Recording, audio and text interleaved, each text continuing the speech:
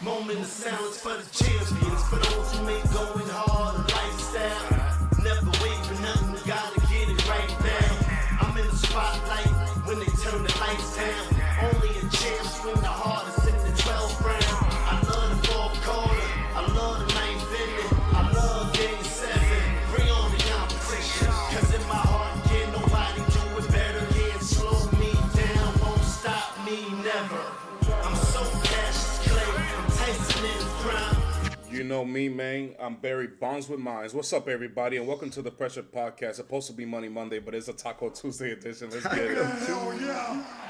Taco Tuesdays. Coming to you on a day where I've clinched a playoff spot in all 3 of my fantasy football teams. Give me a hell yeah!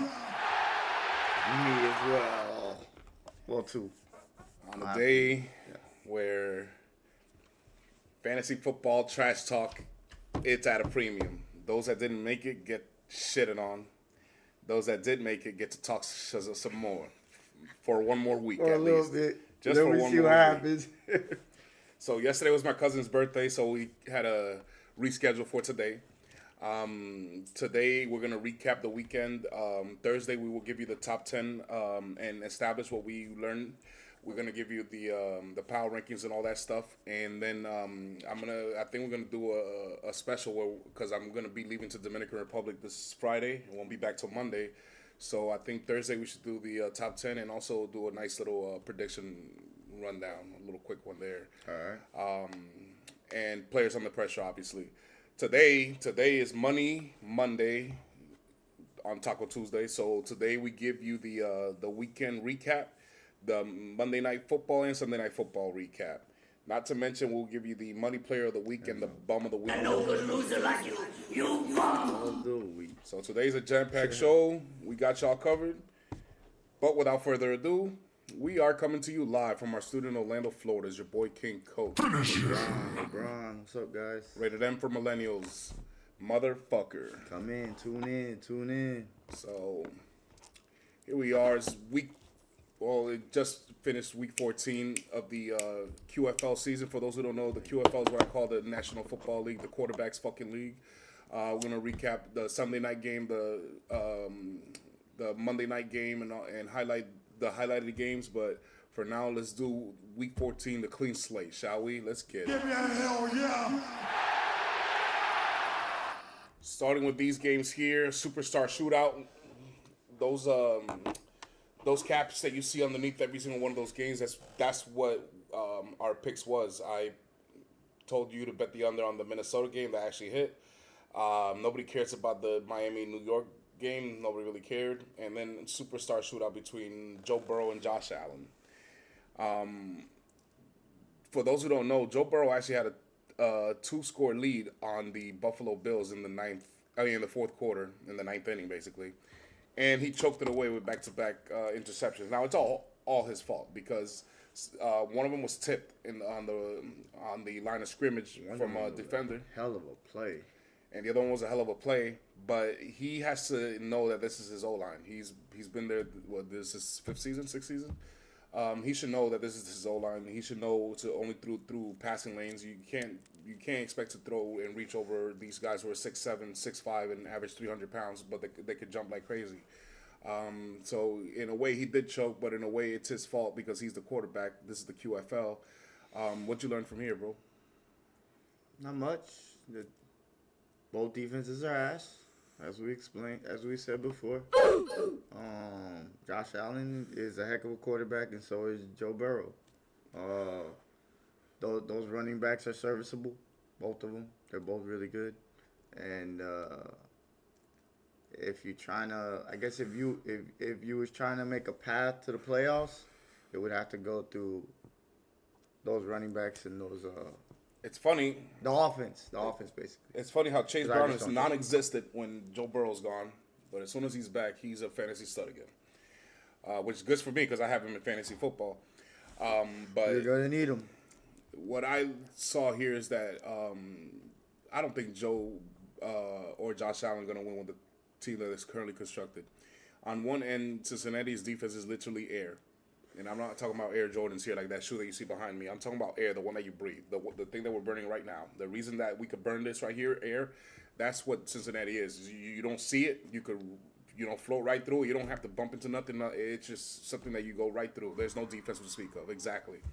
And a weak O line, and the weakest O line that of all the superstar quarterbacks. So that guy, I said before the season began, if you don't see what you like from the draft and from the free agency, request a trade. Yeah, they gave you what you wanted and paid T. Higgins and Jamar Chase, but that's not good enough. You cannot get the ball to them if you came and look at your progressions.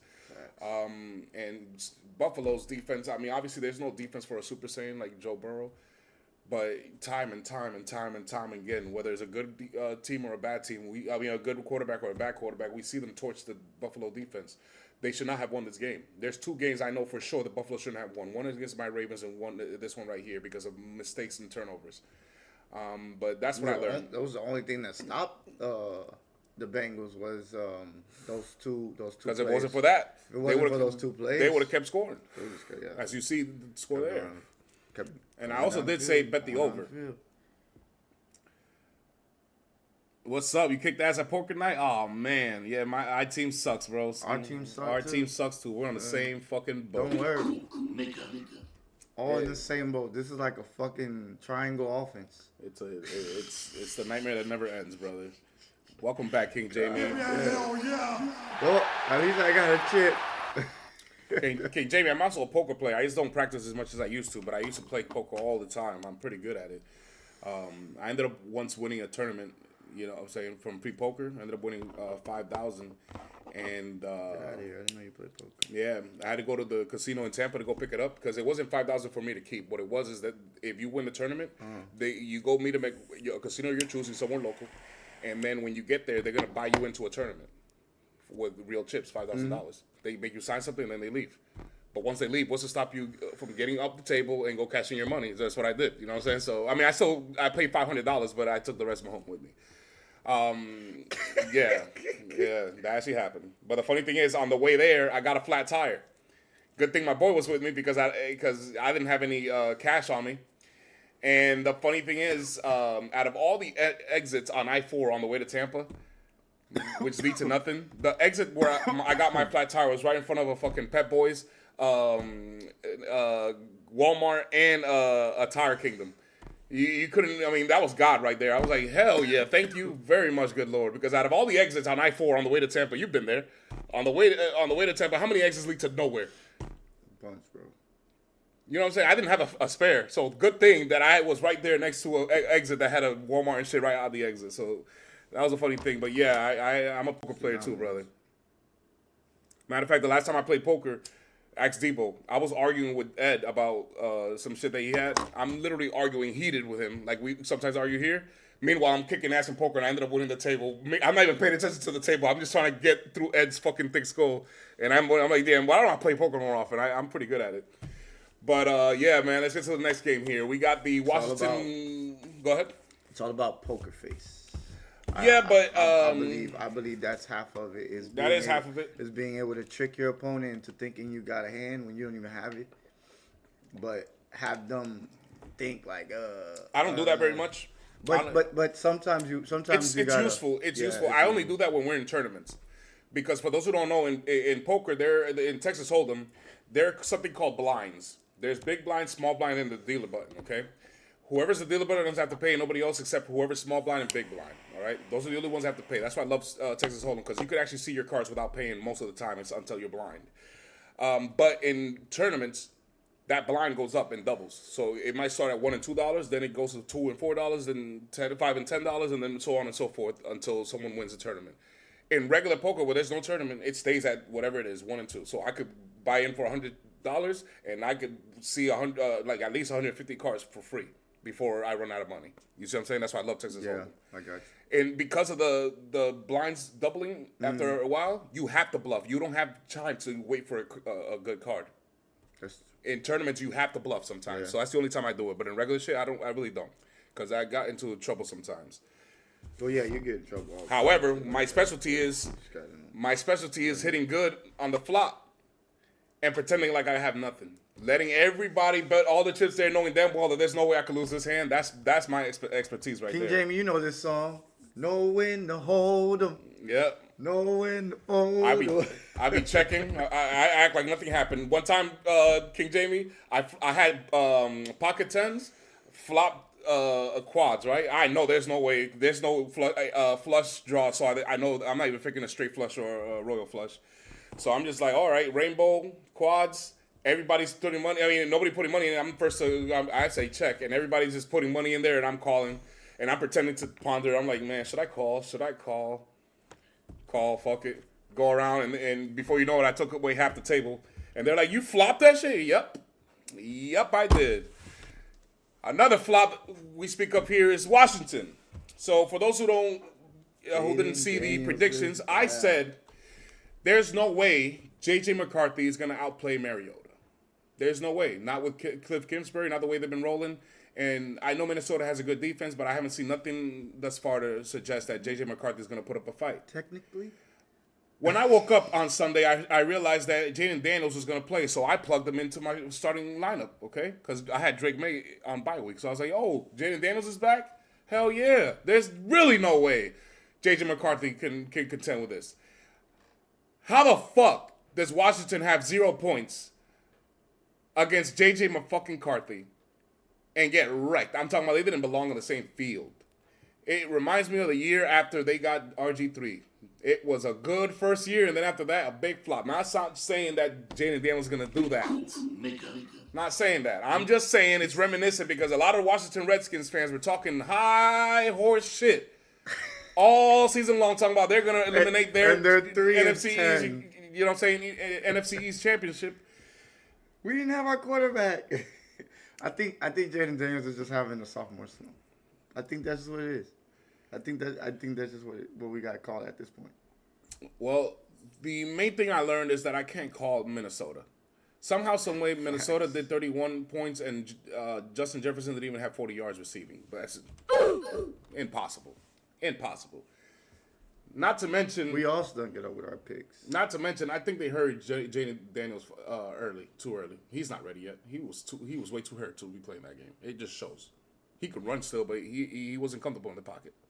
He was self-conscious of that elbow or that shoulder. When you come back from that, you don't know how it's going to react or anything like that. Well, absolutely. Reminisce to the year RG3 got hurt. Okay? They rushed him back. He wasn't ready yet. And a lonely day in you know what I'm saying, I think it was in the playoffs against the Seahawks. He went for a 5-step drop or a 3-step drop, and you could see his knee gave out on him. That's it. That was the end of his career. He was never the same ever again. I'm not saying that's going to happen to Jaden Daniels, but what is it with Washington rushing their quarterback back again? And what is it with Washington only putting up 0 points? I don't get it. I don't understand what happened there, but I can't call Minnesota. You said Kingsbury. That looked kind of shaky there. Yeah, I think they. But I think it had to do with what you said. Jaden Daniels, I think they rushed him back. I think he was like self-conscious, and he just wasn't able to play as comfortable as he was not on his A game. He was not in his B game. He was not even in C game. And honestly, you can't expect that from somebody who's coming back their first game. You know what I'm saying? Obviously, they're rusty. He hasn't played in 2 or 3 games, so. You know what? You don't know what to expect from a quarterback when they come back from an injury. So, and then Miami, New York. Nobody cares. Nobody cares about this game. I knew Miami had either. He put us a funny stat line. Miami is Tua is 11. He is 11 in cold weather games, right? Yeah, outdoors. That was a cold weather game. So you think 0-14? My bad. 0-14 in cold weather games, King Jamie. So we think. Tua's gonna lose to the New York Trash because it's cold weather. But he's 7. But he's 7-0 against the New York Trash now 8. You can't make that shit up. That's a New York Jet stat right there. That's his daddy. I mean, that's their daddy right there. That's such a New York Jet stat right there. New York Trash. Imagine you have to say that like Tua kicks our ass every time. You're working on a brain dead quarterback that's 0-4 in cold weather games, and it's cold, but you happen to be the one team that he's, you know what I'm saying, he's never lost to in his career. That's just pathetic. You should be ashamed of yourself. to the next games here. We got the Baker bounce back game. I got that one wrong. We both did. New Orleans pounced on that ass. Ed Buka had like 4 drops. This was a very, very bad game for the receiving core and a very bad game for Baker Mayfield. What I learned is that the Tampa Bay Buccaneers they're like the New York Trash in the QFL. To me, the New York Jets are not a real football team. Someone has to be there to be the 32nd team, so they're just there. But they don't function or run like a regular football team. That's why you see the production that you see. I'm not saying that that's New Orleans or whatever. What I'm saying is that Tampa is that team in the playoffs that has to be there or might have to be there. They haven't earned it, and they're not going to do shit with it.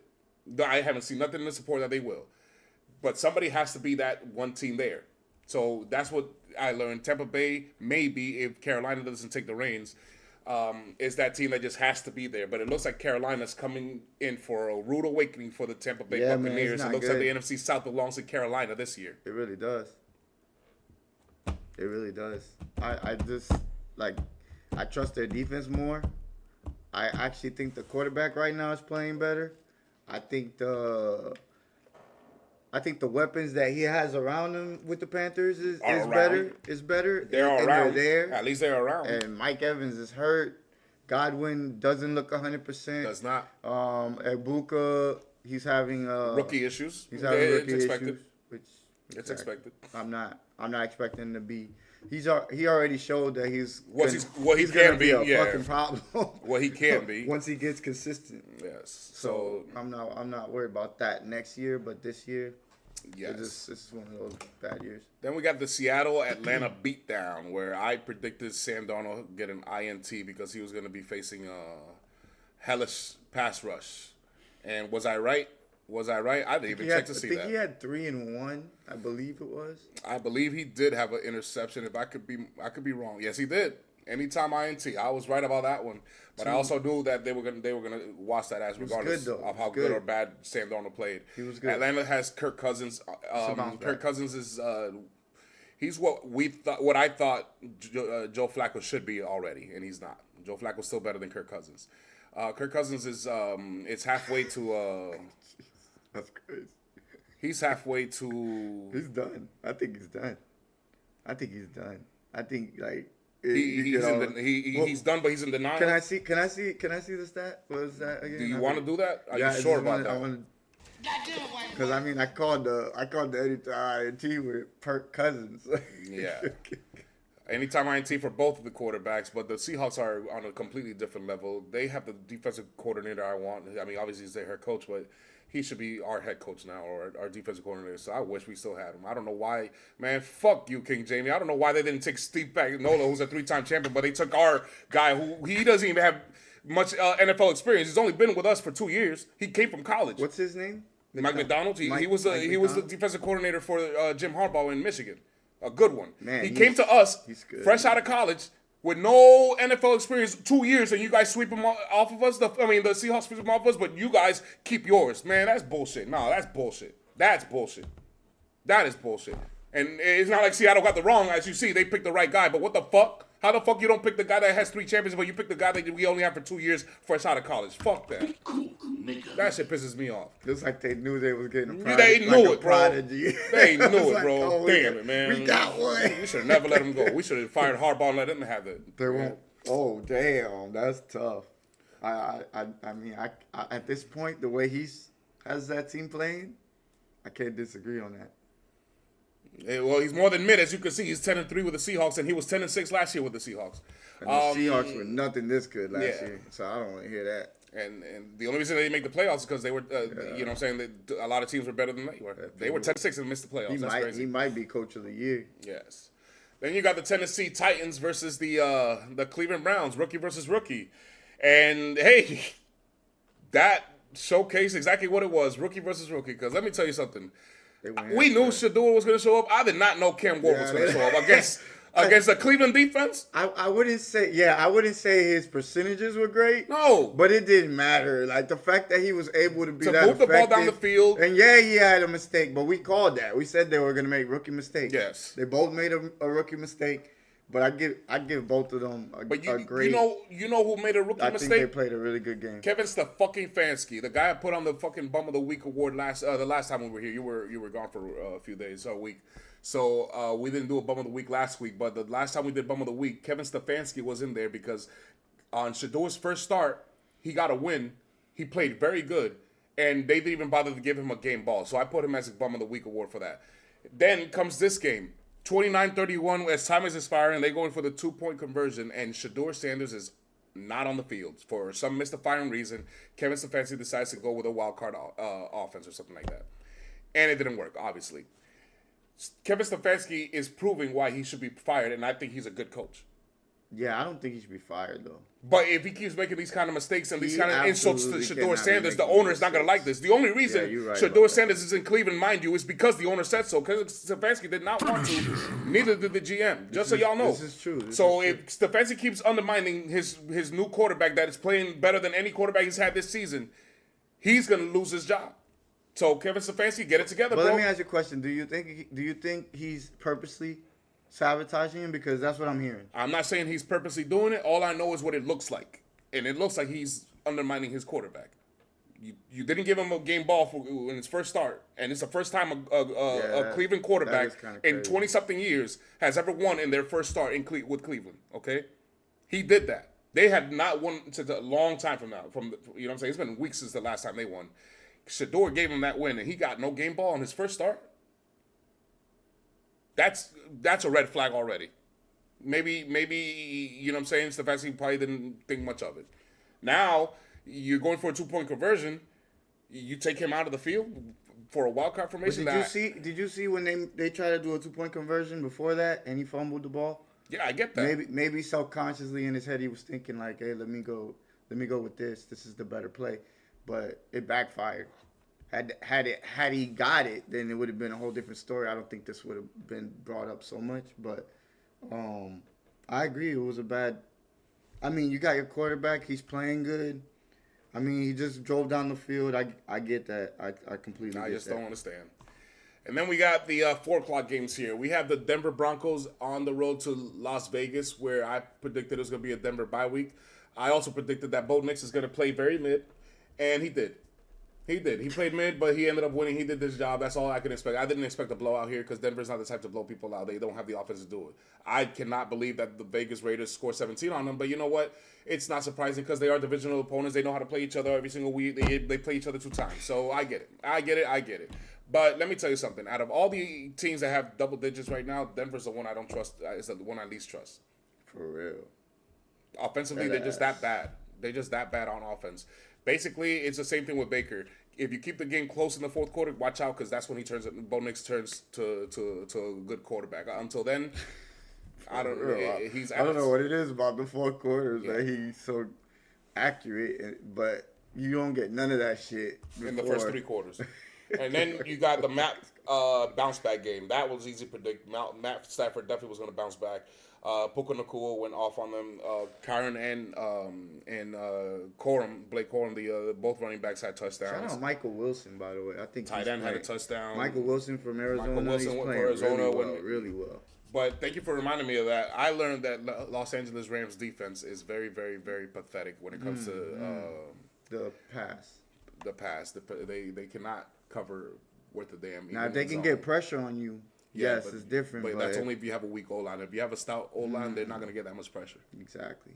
You said it yourself. Versus only has 6 sacks. He had 12 last year. Yeah. So you said he had one now, right? He had one in this game. So there you go. Player put under pressure. Yeah. So this was an easy one to predict. I think the Rams are very dangerous on offense, but defensively is a thing. In the QFL, man, you have to have the best head coach quarterback combo, but you also have to have the best team around if you can. But if you have the best head coach quarterback combo, that's where it starts. That's where it ends. You got a shot with that, and they got a shot. 45 is crazy. Yes, 45 is crazy. So let's get to the highlight of the game, shall we? Hell yeah! Here we got with the Indiana Colts, who blew the division lead against the Jacksonville Jaguars. They're now the division leaders. I'm not laughing while you. Leonard had a pathetic 60.3 passer rating, 18 of 29 for 145 yards and a touchdown. Meanwhile, Trevor Lawrence was actually pretty good. 105.4, Nah, he was. 17 of 30 for 244 yards and 2 touchdowns. Accurate. No fumbles, no interceptions. I liked it. Good game. But wait a minute. Who the fuck is Leonard? I have no idea who the fuck Leonard is. But all I know is that Indiana just lost Indiana Jones. Because Daniel, Down syndrome, tore his Achilles and is out for the season. There goes Jonathan Taylor for me. Because unless Phil Rivers comes back quick and he's in shape and he's ready to go this Sunday, they're gonna load the box with 9 people on Jonathan Taylor and dare Leonard to pass on him. At 40, no, I heard Phil Rivers is gonna be the. Yeah, but is Phil Rivers in shape and can be ready for this Sunday, or is it next Sunday? I don't know. All right then. Yeah, you might be right about that. They might have to. I hope it's Phil Rivers, so that way Jonathan Taylor's still serviceable, because I don't trust Jonathan Taylor with this quarterback next Yeah, week. you trust with Philip though? Like Philip. Oh, They're no. not gonna load up the box on Phil Rivers as much as they're gonna load up the box on him. That I promise you, or as often. That nigga's a vet. You're right. I mean, veterans, they just get the job done. And All Philip right. Rivers was a good quarterback, so I can And I'm see sure it. they worked them out. But, They're not just man. going with blind faith. I'm sure they worked them out and said, Nah, you know what, of this guy course knows the not. system. Absolutely This not. guy knows what he's doing. Absolutely not going with blind faith. Yeah. I'm sure they worked them out. So my game notes is that, until they But get when Phil you take that Rivers, first hit, that's what I want to see. I want to see when you take that first hit. until they get Phil Rivers, the Indiana Colts season is basically a wash. And then Jacksonville, it continues to be the luckiest team. Trevor Lawrence is the luckiest quarterback in all of football, because Jacksonville is making the playoffs. Oh, Riley everybody. Leonard's that quarterback that played for Notre Dame that we seen that last year, who couldn't do shit against Ohio State Buckeyes. Remember, in the championship game. Fuck Riley Leonard and fuck Notre Dame. Didn't they just get ousted from the fucking playoffs, man? Fuck, they're irrelevant. But that's Fuck what them. I'm saying. He thought Riley. I'm just No explaining. wonder he's ass. No wonder Jonathan Taylor didn't give me no fucking points. No wonder. I'd rather take Down syndrome Big Paws. shit. I'd rather Down syndrome Jones than So I'm watching the Notre Dame highlights. Leonard. I'm watching the highlights of this game because I remember you texted me about, damn, you called that about Daniel Jones throwing the interception. He threw it to Devin Lloyd too. That shit was crazy. I was Yep. like, no way. I predicted all that shit at the same So time. as far as team grades and QB grades, I'm gonna give the Indiana Colts defense a F. I'm gonna give them the offense a C. I'm gonna give their quarterback F. Then I'm gonna give the Jaguars an A on offense, a B on defense, and I'm gonna give Trevor Lawrence an A. He earned it. He did his thing. What about you? I give the Jaguars an A all around. I think they all play good. And then F's all around for me for Colts. Easy does it. Let's get to the next game here. Where my Baltimore Ravens at home did not cover the 5.5 point spread. I knew that wasn't going to happen because Steelers and Ravens games, as I put over there, in the last 30 games, we're 15-15. One team has scored 168 points. The other team has scored 169 points. So I knew this was going to be a close game. I did not know that Aaron Rodgers, who only had 3 passes of 20-plus yards in the air all season long, was going to have 3 in one day against my fucking defense. I did not know Aaron Rodgers was going to have his best day as a Steeler against my Ravens in his first game in the Ravens-Steeler rivalry. Everybody has their best game. I also did not know that Lamar Jackson's speed is back because the man averaged 15 miles per hour when he was running. That's what's up. First time in 8 weeks that he's been clocked at 15 miles an hour. 8 weeks. Yeah, man. And I did not know that the referees were on the punk-ass fucking Steelers' fault. I just, fuck them, man. In the same game, there was a play where Aaron Rodgers threw a pass. Someone deflected it. He caught it, and my defender caught it. Ripped it off. They called it a fucking interception. They looked at the replay. One of Aaron Rodgers' hands was still on the ball, and his knee was down. So they gave the tie to the offensive player. But when it comes to us on the red zone, in our end zone, in our house, we have 2 hands on the ball, 2 feet down, and he makes a football move by reaching over so he does not punch it out, and they want to say that was not a touchdown even though it was called a touchdown. Fuck the referees. Fuck Zach Orr. Our defensive coordinator sucks. The fact that you made Aaron Rodgers look like the MVP against us at home with Ray Lewis in house, fuck you. And I'm for black coaches. Lynch that motherfucker. I want him gone. All right. The Steelers earned this one. I'm not gonna say that the reason we lost is only because of the fucking referee, even though that was in a clutch. It was in the fourth quarter. The thing about the Ravens is, I don't trust my O-line anymore, and I obviously don't trust my defense. Okay, my defense cannot get stopped a lot of times when we need to, and they don't get pressure. We have only had 19 sacks in the season. That's the lowest we've had in almost 20 years. This late, okay. So, and not to mention we traded Owe away to fix our secondary, and it's still not fixed. My game notes is that for the Ravens to make the playoffs, or the Steelers to make the playoffs, or anybody in the AFC North to make the playoffs, they just gonna have to win the division because they ain't winning the wild card. They ain't earning any wild card spot. There's only one team coming out of this division. It's gonna be either the Steelers, Ravens. We'll see. The saving grace is my Ravens play the Cincinnati Bengals and the Steelers, so we still own our destiny. But sandwiched between them, we got the Green Bay Packers and the New England Patriots. We'll see. My team grade for the Steelers, I'm gonna give their defense, I'll say a B minus. They weren't that bad, and their offense, B plus. They weren't that good, but they weren't that bad either. Aaron Rodgers, that was an A game. He brought his A game. He earned it. He's the Hall of Famer that he is. He showed it, and the fact that he had a broken wrist just insults me. It makes me want to lynch Zach Core even more. But for the Ravens, I'll give the defense, I'll say a C. They weren't that bad either. I'll give the offense a C. They didn't do all that. We're way better than this. And I'll give the quarterback a C. Lamar had a C game. I'll say C plus only because I'm happy that he has his speed back. Hopefully he's getting his legs underneath him, but he's just not the passer that we was. He tried to make a stupid highlight play that he normally makes over a defender, and the defender one-handed intercepted that shit. Don't try that shit against the Pittsburgh Steelers, man. That's against the Bengals, not the Steelers. All right? You got the wrong team. I like how you said that. Let's get to the next game here, where the Chicago Bears had a chance to win the game against, or tie the game against the Green Bay Packers, and Caleb Williams throws an interception in the fourth. He had a 76.6 passer rating, 19 of 35 for 186 yards, 2 touchdowns, and that pick that I mentioned. Meanwhile, Love had a way better game. Bronny Love was Jordan Love today. He was 120.7, 17 of 25, 234 yards, 3 touchdowns, but he also had an interception against the 29th ranked defense or something like that. It's pathetic.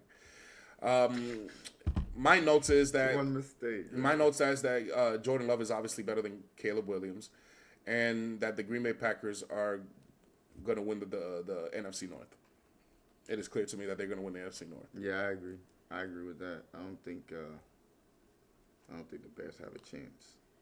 I also think Caleb Williams, he wasn't terrible, but he just needs to get more accurate. I just think if he gets some more consistency within that offense, and they rely more on the run than him with the ball throwing at 35. I just feel like the way that he throws the ball, he's more of like an escape artist. Yeah. To me, he's not an accurate thrower of the football. But I'm glad you're back, Wemby. Welcome back, brother. Welcome back. Oh, you got who? Wemby, this is saying what's up. Oh, okay. What's up, man? Que lo que mi gente. So for team grades, I'm going to give the Bears defense, I'll give them a C. That was a tough game. They Yeah. actually held them to what they needed to do to give them a chance. And the offense, I'm actually going to give them a B plus because they actually did better than I expected against that defense. It's just that Caleb fucked up, so I'm gonna give Caleb a C minus. For the Green Bay Packers, their defense, I'm gonna give them a C. No, I'll give a B. I'll say a B because they did their job too. I'll say they did their job. Their offense did better. I'll give the offense an A minus. I give Jordan Love an A. That was an A game. I would have given him an A plus because he had an interception, but that was if you could play like that, I'd stop calling you Bronny Love. Yeah, real shit, dead ass. If you could keep playing like that, I would stop calling you Bronny Love personally. Then we got the Sunday night football game. King Jamie's Kansas City Chiefs were favored and let us down again, just like all the other teams here. The Texans took a surprise. They were winless in the last 5 matchups against the Chiefs, and they broke that. C.J. Stroud had an okay game, 80.4 passer rating, 15 of 31, 203 and a touchdown. Normally, when you play like that against the Chiefs, you are aching for a fat L. Mahomes, he had the worst passer rating I've ever seen him have. 19.8, 14 of 33, 160 yards, and 3 interceptions. 19. Unbelievable. Not to mention, Kansas City Chiefs tight end Travis Kelce, he had 5 targets. Check out this time. 5 targets, 1 reception, 4 drops, and very crucial. Very, Yes. very crucial. I beat that. One of those drops That was an interception that sealed the deal. My game notes is that it is obvious and clear to me that Travis Kelce's career is come to an end. And I saw it. The writer's been there the last 2 years. You could see him aging. You could see him just not being who he was He's not the anymore. same. He's still smart. He's still capable, but he's not what he's going to be, what he was before. And he's not somebody that Pat Mahomes apparently can depend on anymore. Kind of like A.J. Brown. We'll talk about him soon. My other game notes is that the Kansas City Chiefs dynasty is over. What I saw in this game is that the Texans went in there and punched Kansas City in their mouth. We expected that, especially with the Super Bowl defense that they have, okay? Texans talking about. I expect their offense, though. Then at halftime, the Chiefs came back and punched them back. Hell no, this is our house. We're champions. You're not going to treat us like that. Remember, you haven't beat us in the last 5 tries.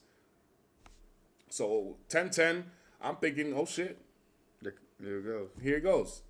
Here comes Mahomes. Nothing left. Chiefs had nothing left in the gas tank. I've never seen this from the Kansas City Chiefs. I saw it from the look in the coach. I saw it from the look of their quarterback, and I definitely saw it from the look of the tight end.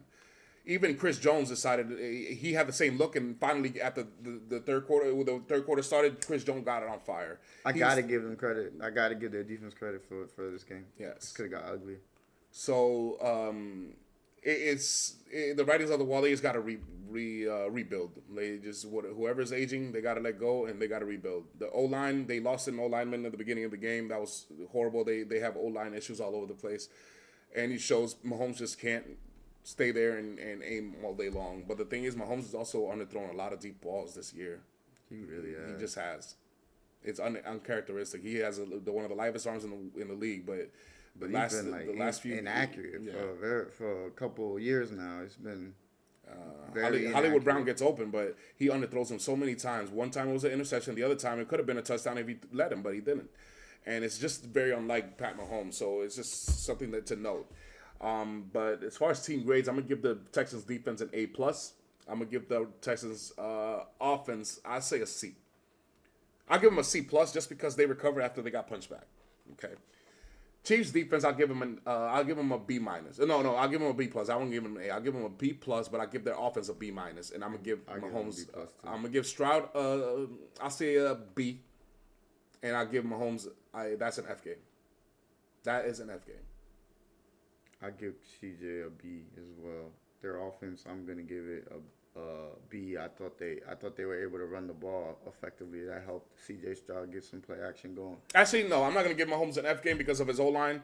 I'm gonna say C. I'm gonna say a C, C-, because he did have an O line issue, and it's just not. It's not easy against the Texans. With a weak O line. But I'm not gonna be that generous. I don't know. He get an F to me. Three interceptions. No, I already said it too far. That's crazy. F it is. That's crazy. Let's get to your Philadelphia Eagles. This is crazy. Where the champions went into San Diego and Laid an egg. They didn't win. They did not win. Hurts had a 31.3 pathetic passer rating, 21 of 40, 240 yards and 4 interceptions. Better than Mahomes. And then Herbert, another pathetic 59.6 passer rating, 12 of 26, 439 yards, a touchdown, and interceptions and 2 fumbles. So when everybody says Hurts had 4 interceptions, this man had 3 turnovers too. He had 3 turnovers to his 4. What the fuck? Yeah, but he had a hand issue though. You could see he had like a big ass cast on his hand. I don't give a fuck. It's herpes. I'm not gonna give him a pass. The only reason they won is because Dicker is the greatest fucking field goal kicker now of all time. He's the most accurate now. That shit crazy, dude. Did you see that? That was crazy. He's at 94 percentile. It's like 90. Four. What was it? 99 and 100? And 101. And 101. But that was only field goals underneath 50. But that's incredible. Yeah. Either way, that's just consistency. He made not just 5 field goals. He made the one to clutch the tie and send it to overtime, and then he went the one to seal the deal. My game notes is that Philadelphia's offensive coordinator is a detriment. The offensive coordinator needs to be fired. The offensive coordinator should not have been on the plane on the way back. The offensive coordinator and his whole fucking family that I put in the shelter last week, he just deserves to go. Because here's the things that I blame him for. I blame him for the inconsistency. I blame him for Jalen Hurts never being in rhythm. I blame him for Saquon Barkley being completely ghost for a few weeks, and then all of a sudden he's back. I blame him for A.J. Brown dropping a lot of passes. I blame him for stalling drives and weird plays where I felt like if all you needed was 2 yards, why didn't you just run a regular play instead of this I don't know, some weird gimmick shit that doesn't ever work, okay? For some reason it works in the Super Bowl, but it never works anywhere else. Gimmick plays just don't work anywhere else except the Super Bowl. So if you have a gimmick gadget play, save it for the Super Bowl if you make it there, because they don't work in the regular season. All right? I'm sick and tired of this shit.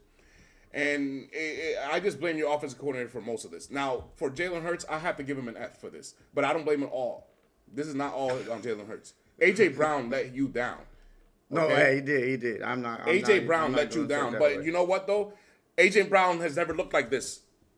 A.J. Brown has never looked like this. Yeah. You must practice this shit. You must literally practice this shit for this to be going down like that, bro. That's that's definitely on the offensive coordinator. Your players got to play, but that's on him for making him practice like that, for having prepared that way they prepared, and for the production that you see producing. That's him. Because you did not have any of these issues last year. I'm sorry, with the same exact players? No. So I'm not going to give the Eagles a pass. I'm going to give the team offense a flat out, I'll say a C. C minus C. On what? Offense. Who? Eagles. No. I'll say a C. Then on defense, I'll give them a C plus because they did a better job. Maybe even a B. The San Diego offense was a flat out F. Their kicker gets an A, but their offense is an F. And their defense, C. It was a sort of a defensive game. Sort of. The defense did come to play. I think the defense has carried this game. Absolutely, without a doubt. But I think it was more atrocious game planning and quarterback play that led to that more than anything else. However, it could easily have been that both defenses should just show up and just show out. But for team grades, from what I saw, I give the defenses, the Eagles a C plus. I give the Chargers a C plus. Offense, I give the Eagles a C minus. I give the Chargers an F. And that kicker gets an A. I give the quarterbacks an F. Yeah, both quarterbacks get an F. They just I can't fathom how many times I was watching the game and I could see that there was guys open and he just wasn't trying to even make the throw. I feel like whatever it is, he's just not reading it right now. And I think the best thing right now is to put him under center where we can run a lot of play action. Because the only way that we're gonna get people open easier for Hurts to see it, because it seems like wherever the vision is, it's not there anymore. This year, I don't know why, but I do know why. I think I know exactly why. It could be part of the. It ain't no could be. It is part of that. It is. But I think his inconsistencies as well this year. Yeah, but I blame all that on the offensive coordinator. This wasn't happening last year. Yeah, but it happened the year before that though. No, at the beginning. So I guess whoever the offensive coordinator is where this team's gonna go from. No, what I saw 2 years ago was that you guys started off like 11-1 and your defense let you down. The defense did. You fixed the defense and you ended up winning the Super Bowl. Now you have a new offensive coordinator and this is what your production is. That's your common denominator, the offensive coordinator. That's where all these inconsistency comes from. It has to be. It just has to be. So let's get to the Money Player of the Week award, baby. I ain't never seen her play that bad. No, me either. So let's get to the Money Player of the Week. Here you go, broski. Who it is? Puka Nacua with 7 receptions, 167 yards, and 2 touchdowns. Mind you, it was against the Arizona Cardinals, but still, heck of a fucking performance, sir. Yes, sir. And what do you do when you put him when you have a money player? Well, now I have something we call the Money Mansion. Give me a hell yeah! Where you'll see Jahmyr Gibbs, Bryce Young. You got Puka in there now. You got James Cook, Mahomes, Josh Allen. That's Amon-Ra right there. You got Jalen Hurts right there doing the gritty.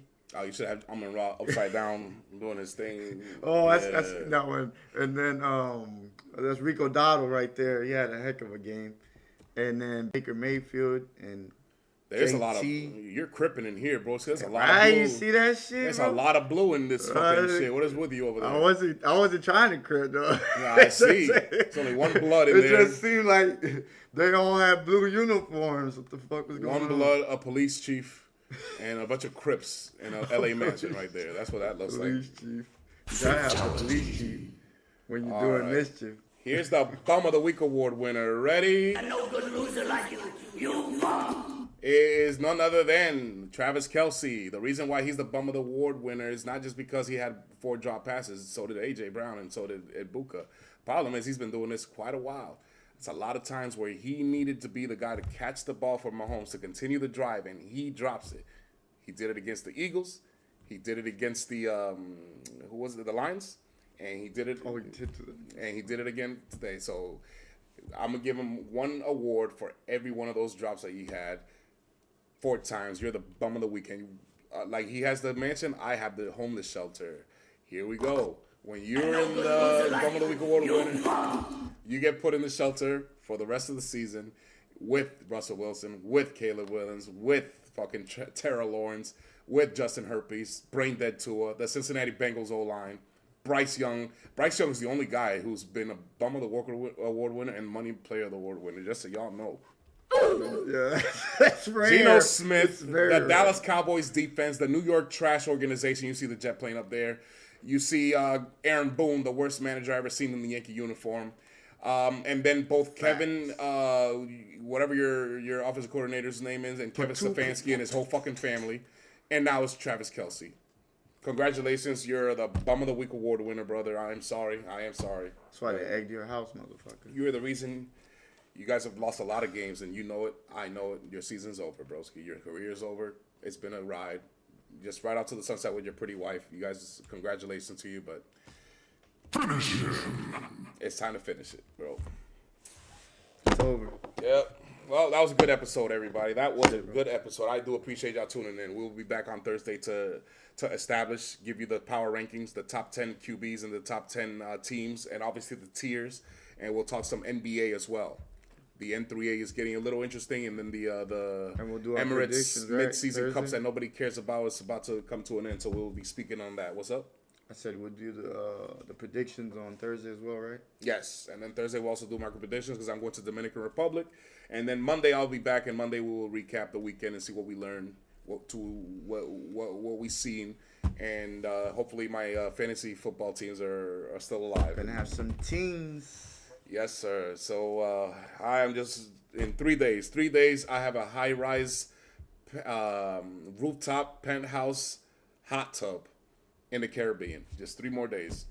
I will see y'all then. Thursday night at midnight, y'all. Appreciate y'all tuning in. Feel free to subscribe. Feel free to like and leave your comments. Give us your Money Player of the Week. Give us your Bum of the Week. Give us your team grades. Give us your what you learned from this season, from this week. And we'll see you Thursday. Appreciate you, motherfuckers. King Jamie, Wemby, thank you, y'all.